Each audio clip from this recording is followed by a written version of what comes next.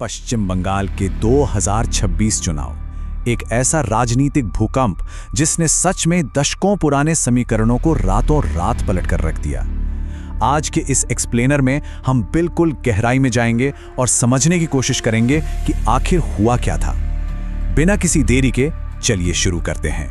जरा इन आंकड़ों पर नजर डालिए, ये सच में चौंकाने वाले हैं। लगातार 15 साल सत्ता में रहने के बाद टीएमसी महज 81 सीटों पर सिमट गई और बीजेपी ने पहली बार 207 सीटों के प्रचंड बहुमत के साथ एक तरह से क्लीन स्वीप कर दिया।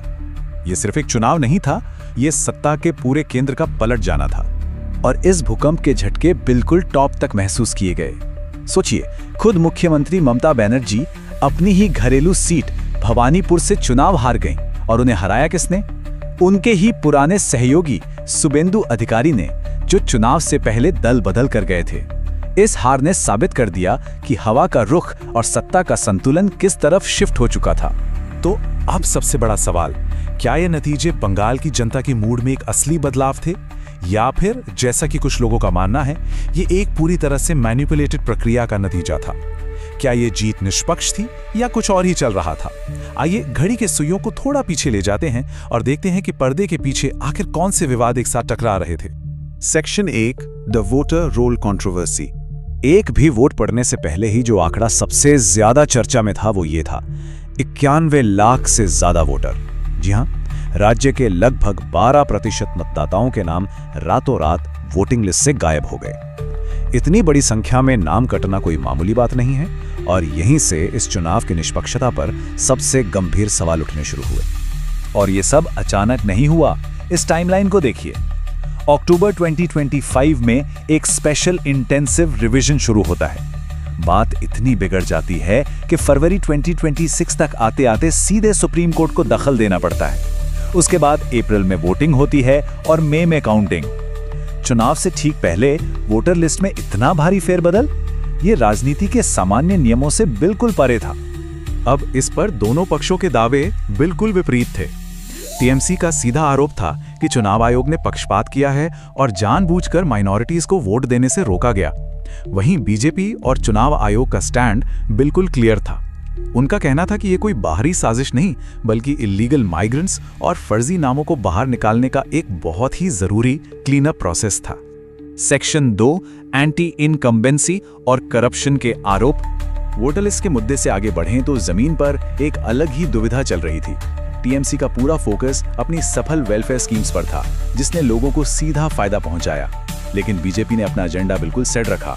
स्कूल रिक्रूटमेंट स्कैम जैसे बड़े करप्शन के मामले और नौकरियों की भारी कमी, मतलब मुकाबला वेलफेयर स्कीम्स बनाम रोजगार और करप्शन के बीच था। और 15 साल की सत्ता के बाद लोगों में एक असली थकावट भी थी। कई पॉलिटिकल एनालिस्ट ने नोट किया कि पार्टी का सिस्टम लोगों के ही खिलाफ हो गया था। आर्थिक तंगी और हर छोटे बड़े काम में पॉलिटिकल इंटरफेरेंस से एक गहरा असंतोष पनप चुका था, जिसे इग्नोर नहीं किया जा सकता था। सेक्शन 3, आइडेंटिटी पॉलिटिक्स और पोलराइजेशन। ये चुनाव काफी हद तक आइडेंटिटी पॉलिटिक्स के इर्द गिर्द बुना गया था।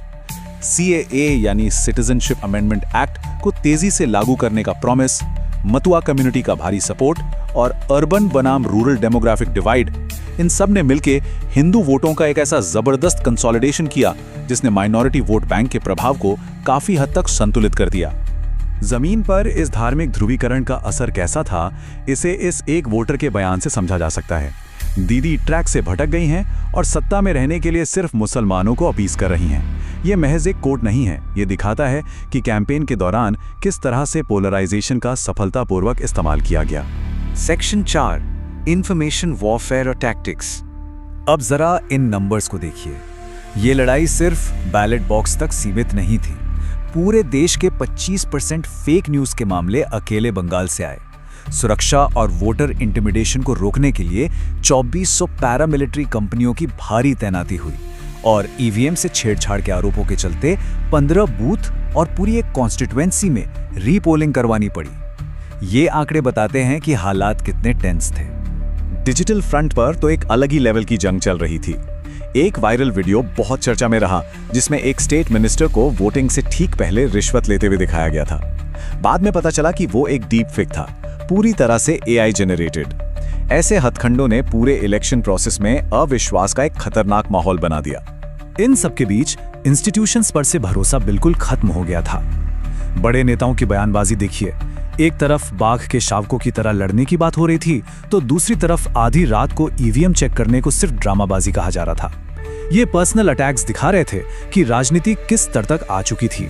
सेक्शन 5, अ जेन्युइन शिफ्ट और डीपर स्ट्रैटेजी।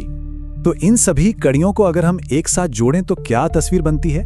15 साल की भयंकर एंटी इनकम्बेंसी, 91 लाख हटाए गए वोटर्स, हिंदू वोटों का कंसोलिडेशन और एक बेहद अग्रेसिव डिजिटल वॉरफेयर। एक तरफ जनता की मौजूदा सरकार से असली थकावट थी, तो दूसरी तरफ राजनीतिक नक्शे को पलटने की एक बहुत ही ऑर्गेनाइज्ड और विवादित स्ट्रैटेजी काम कर रही थी।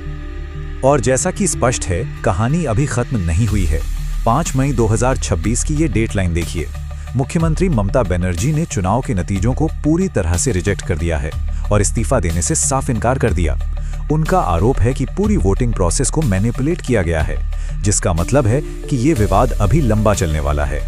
अब हम इस एक्सप्लेनर के बिल्कुल आखिर में आ गए हैं। हमारे सामने एक बहुत बड़ा और प्रोवोकेटिव सवाल है। क्या 2026 का ये नतीजा महज एक टेम्पररी टैक्टिकल मास्टर क्लास था, या फिर ये इस रीजन में एक परमानेंट कल्चरल और पॉलिटिकल ट्रांसफॉर्मेशन का सबूत है? इसके दूरगामी परिणाम क्या होंगे, ये तो वक्त ही बताएगा। इस अहम विश्लेषण में हमारे साथ जुड़ने के लिए शुक्रिया।